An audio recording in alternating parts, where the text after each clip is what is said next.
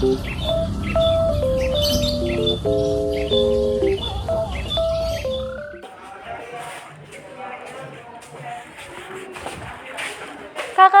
buku apa tuh?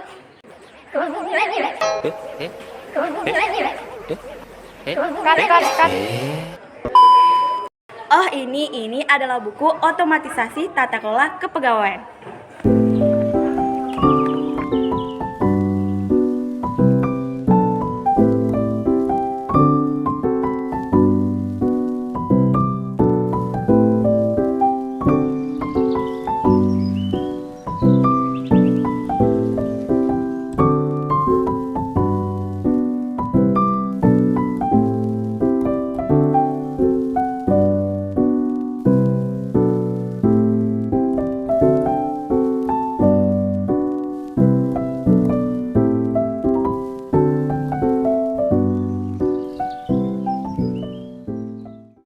Assalamualaikum warahmatullahi wabarakatuh. Saya Anugrah Permata Dini selaku produser dalam pembuatan video ini.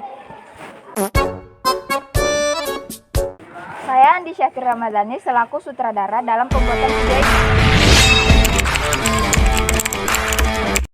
Saya Nurdina selaku kameramen dalam pembuatan video kali ini. Saya Sartika selaku artis atau pemeran utama dalam pembuatan video ini.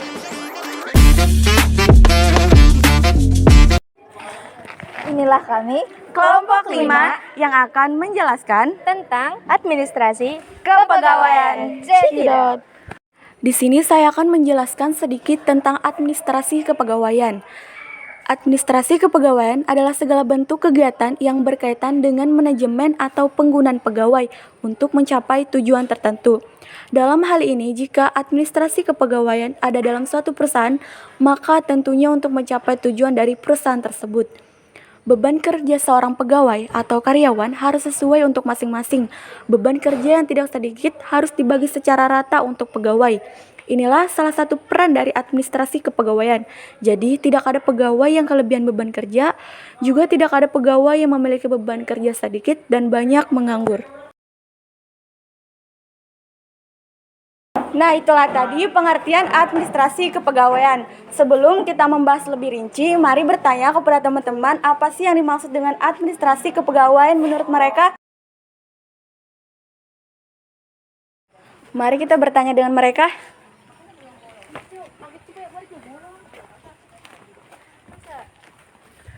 Kak, maaf mengganggu, boleh minta waktunya sebentar? Iya boleh. Mari kita ke sana, di sini panas. Oh iya.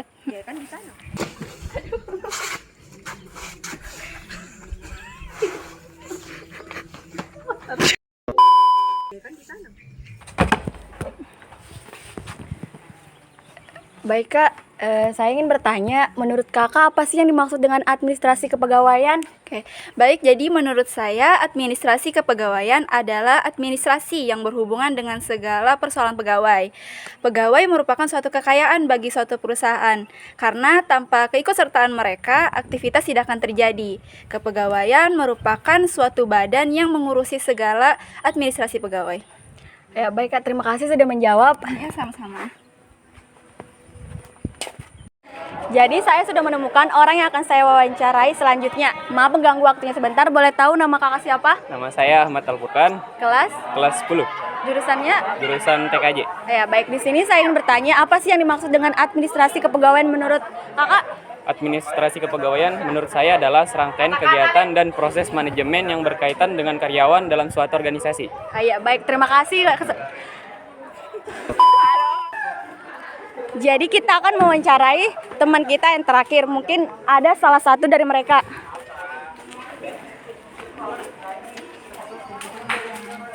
Kak, maaf mengganggu waktunya sebentar. Boleh bertanya, nama kakak siapa? Hajra, Dari kelas berapa? kelas 10. Jurusan apa kalau boleh tahu? TKP. TKP ya. Jadi gini Kak, apa sih yang dimaksud dengan administrasi kepegawaian menurut kakak? Menurut saya pengertian dari administrasi kepegawaian itu kegiatan yang bersangkutan dengan manajemen. Contohnya seperti evaluasi jabatan, klarifikasi jabatan. Oh iya, ya. Terima kasih Kak sudah menjawab.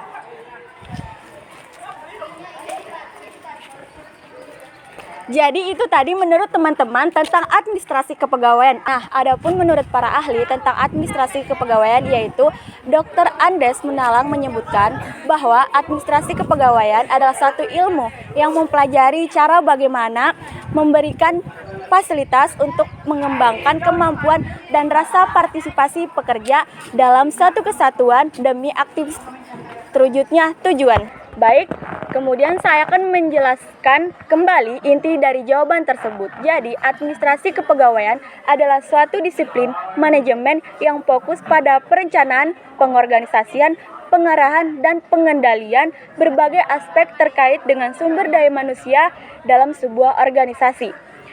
Ini mencakup kebijakan dan prosedur terkait dengan perekrutan, pelatihan, pengembangan, pengkajian, manajemen kerja, serta pemeliharaan catatan kepegawaian. Nah, secara umum, administrasi kepegawaian bertujuan untuk memastikan bahwa organisasi memiliki sumber daya manusia yang berkualitas, terampil, dan berkinerja tinggi untuk mencapai tujuan perusahaan. Selanjutnya, kita ke materi berikutnya.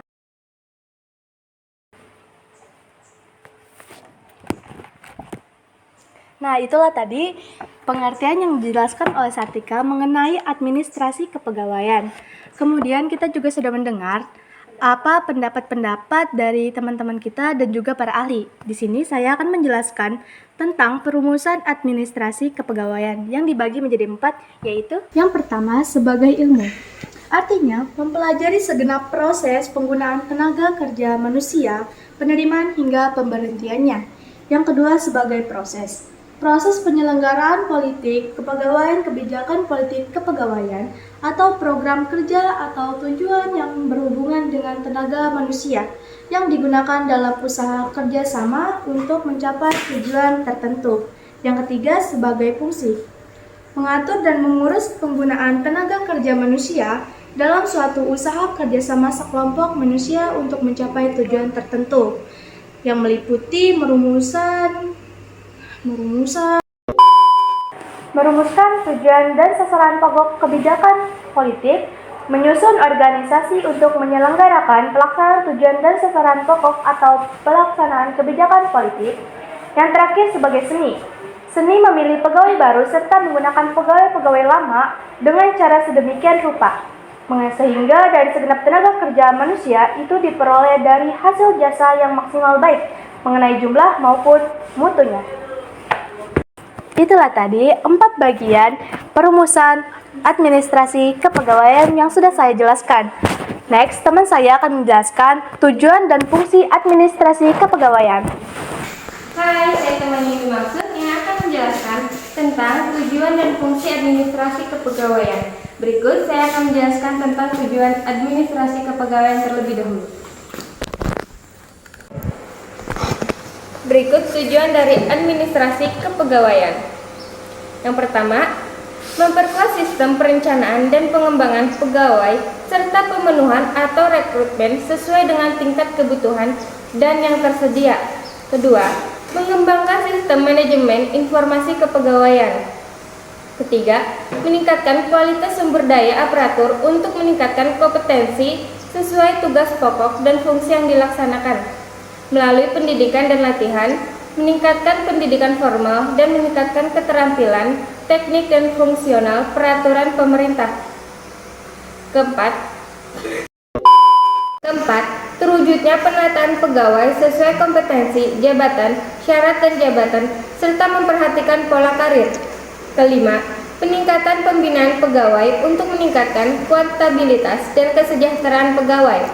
Keenam, peningkatan kinerja pelayanan kepegawaian dalam rangka meningkatkan kapasitas pemerintahan daerah guna mewujudkan tata pemerintahan yang baik.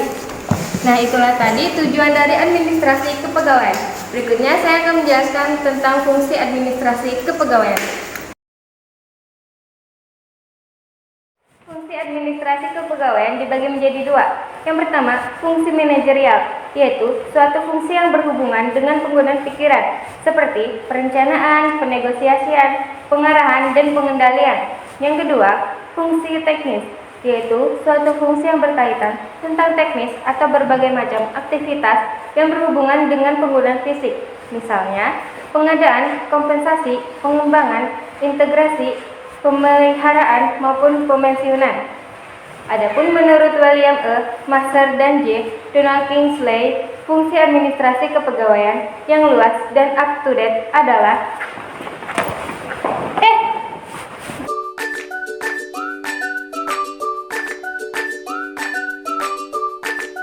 terima kasih. Di sini kita dapat menyimpulkan bahwa garis besar administrasi kepegawaian digunakan untuk mengumpulkan dan mengolah data yang nantinya dimanfaatkan untuk menyusun atau perencanaan sebuah kegiatan atau hal tertentu lainnya. Artinya, administrasi digunakan untuk menyusun serta menjalin komunikasi antara anggota dalam sebuah organisasi. Itu saja yang dapat saya sampaikan. Selanjutnya akan menjelaskan pengelompokan kepegawaian. Nah, di sini saya akan menjelaskan tentang pengelompokan kepegawaian. Pegawai dapat dikelompokkan sebagai berikut: PNS, pegawai negeri sipil, pegawai swasta, pegawai tetap, dan pegawai kontrak. Dalam pemerintah disebut P3K atau pegawai pemerintah dengan perjanjian kerja. Dalam sistem pemerintah, kita pegawai disebut juga sebagai ASN, aparat sipil negeri. PNS adalah ASN, tetapi tidak setiap ASN adalah pegawai negeri. Dalam pembahasan pertama ini, kita akan membahas tentang kepegawaian di pemerintah. Ada pegawai negeri sipil, anggota Tentara Nasional Indonesia, anggota Kepolisian Republik Indonesia. Terus yang kedua, jabatan di pemerintah. Ada jabatan struktural, jabatan fungsional, dan jabatan di pemerintah non pegawai negeri sipil. Yang ketiga, ada kepegawaian di perusahaan. Ada worker atau pekerja, pegawai, administrator, staf atau pembantu ahli, dan manajer. Sekian materi bab 1 kali ini. Saya harap teman-teman dapat memahami. Namun sebelum berakhirnya materi ini, kami akan menyampaikan kesimpulan dari materi-materi yang sudah dijelaskan tadi, dari pengertian, perumusan, tujuan dan fungsi, serta pengelompokan kepegawaian. Nah, itulah tadi materi kami bab 1 buku otomatisasi tata kelola kepegawaian yang berjudul Memahami Administrasi Kepegawaian. Baik, kami di sini akan menjelaskan kembali sedikit materi yang sudah kita bahas tadi. Jadi, administrasi kepegawaian adalah seluruh aktivitas atau kegiatan yang berkaitan dengan masalah penggunaan pegawai atau tenaga kerja. Berikut tujuan dari administrasi kepegawaian: memperkuat sistem, mengembangkan sistem, meningkatkan kualitas, terwujudnya penataan pegawai, meningkatnya pembinaan pegawai. Fungsi administrasi kepegawaian dibagi menjadi 2, yaitu fungsi manajerial, fungsi teknis. Adapun pengelompokan kepegawaian, yaitu pegawai negeri sipil, pegawai swasta, pegawai tetap, dan pegawai kontrak. Pegawai negeri terdiri dari anggota Kepolisian Republik Indonesia, anggota Tentara Nasional Indonesia, dan pegawai negeri sipil. Ada beberapa jabatan yang ada di pemerintahan, antara lain jabatan struktural, jabatan fungsional, jabatan di pemerintah non-pegawai negeri sipil. Kepegawaian di perusahaan ada beberapa, antara lain worker atau pekerja, administrator, dan staf atau pembantu ahli manajer.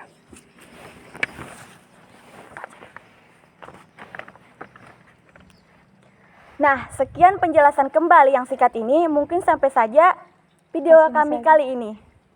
Bentar, itu apaan tuh? Apa tuh? Apa tuh bejia?